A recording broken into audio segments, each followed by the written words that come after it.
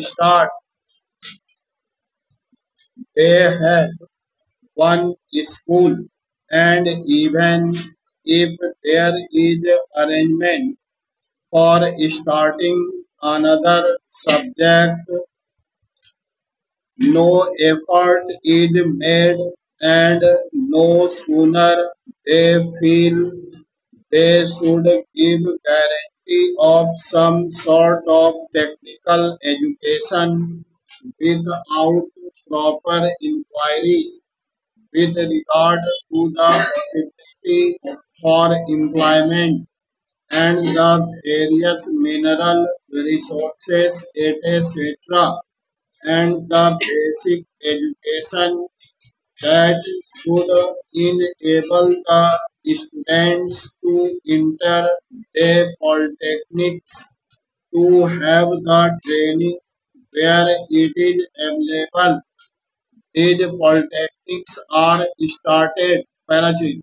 Similarly, there is some confusion about the use of the word university.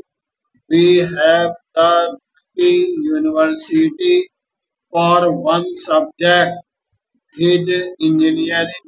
So it seems there is going to be one university for one faculty. We have one music university also in Madhya Pradesh.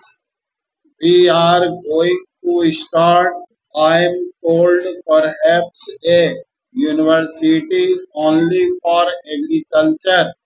So if these institutes are there, which term seems to be really the appropriate word in place of these one faculty university. I think the Honorable Minister should take the initiative in determining what should be the exact connotation of these terms. Otherwise, one day, as was pointed out, there will be perfect confusion. Parachi. There comes also the question of the recognition of the degree given by these institutes. Of course, if the training with the special facilities available and the specially recruited staff available is of a high standard, naturally people would be very anxious to recruit the people who have passed out from there.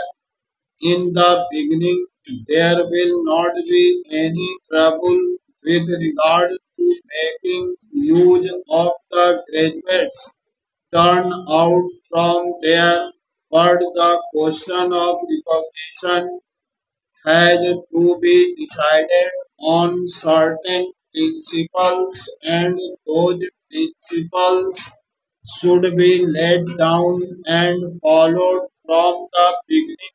Parachain.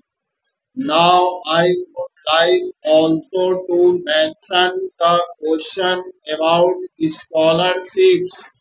It was pointed out that certain scholarships, especially to the children of the working class, should be given. I should like to point out here that there is already provision for that, and it is not something new.